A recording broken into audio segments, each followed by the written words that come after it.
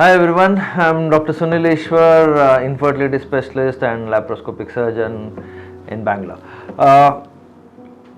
I'm bringing about this video about low AMH and its impact.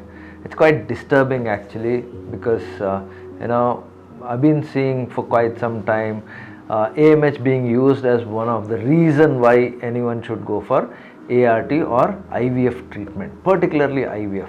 So let's try to understand what is AMH and is it really necessary that everyone, whoever has a low AMH, has to go for IVF treatment. So to begin with, as we know that eggs develop inside the ovary. They start from a very small follicle which is called as primordial follicles, then become a small primary follicle, then it becomes is it not writing? Yeah, it becomes primary follicles. They start becoming a developing follicle, then grow well, then they Graafian, and then when they mature they release.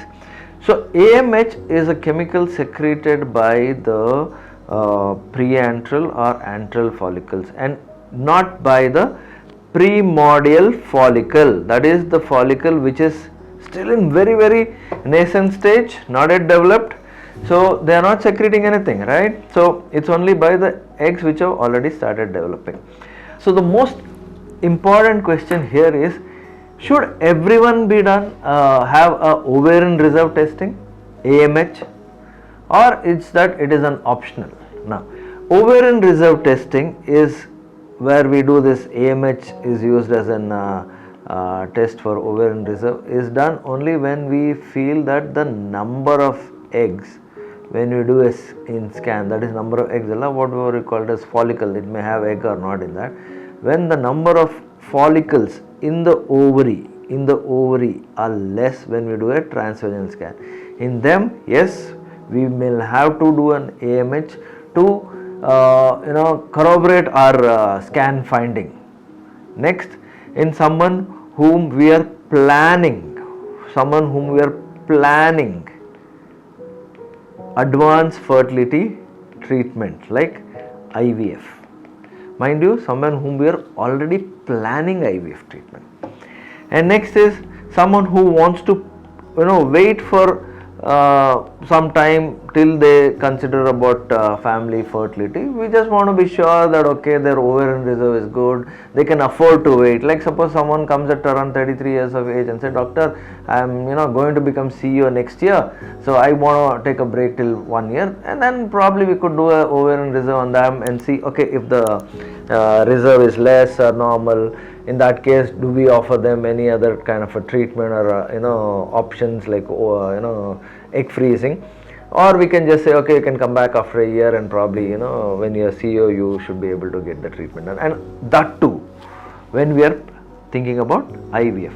Now why am I stressing so much on only when it is IVF? Let's try understanding the fertility by itself and how much is the impact of AMH. Now let's see, if your AMH is low, we've had patient whose AMH was as low as 0.2, 0.3, 0.1 also. Let me not give you an example of 0.1 and try to be very over optimistic about it. Let's take if your AMH is around 0.6. It doesn't say actually that you will not be producing eggs. It says that okay, your reserve is less. That means your future के लिए जो eggs, whatever follicles are there, are less. For a normal conception, what we call it as a normal try, we need 1 or 2 eggs. When you talk about IUI, we need eggs, number of follicles which is developed should be less than or equal to 3. Now with an AMH of 0.6, is this possible? Of course, this is definitely possible. So you mean to say, what I mean to say is, when you're trying naturally, you need 1 or 2 eggs. When you're trying IUI, you max need is again 1 or 2 only, but max 3 will if you get also, it's fine, right? But when it comes to IVF, we need more eggs. We are more greedy. Now let's look at this. What I generally say is, if your age is around if your age is around 30. Okay, there are some fertility calculators and all there in the Google. You could probably look at and say they will give you a precise number of eggs which you need to conceive, right? So on an average, a 30-year-old, if she has to conceive with an IVF treatment, we need to get at least 10 to 15 eggs or follicles or oocytes. Different name for same thing. Okay, oocyte. Oocyte. My handwriting is bad. Okay, so that's the demand we place when we say the age of 30 we need around 10 to 15 eggs. With an AMH of 0.6, is it possible? Maybe in few, but for most of them it is not possible.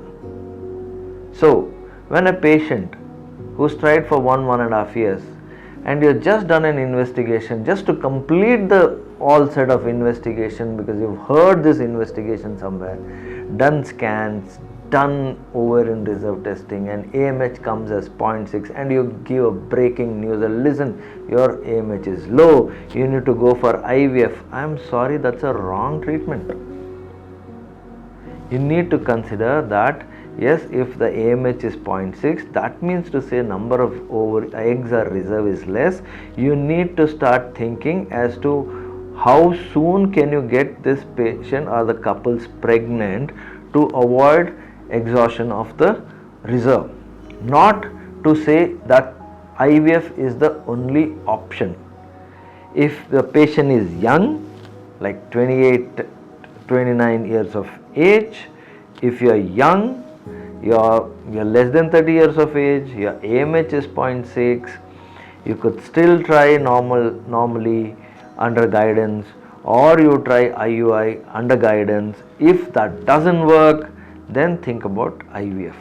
For whatever said and done, you need to have time, space, money, and also preparation when you go for IVF. Do not directly jump into IVF if your AMH is low.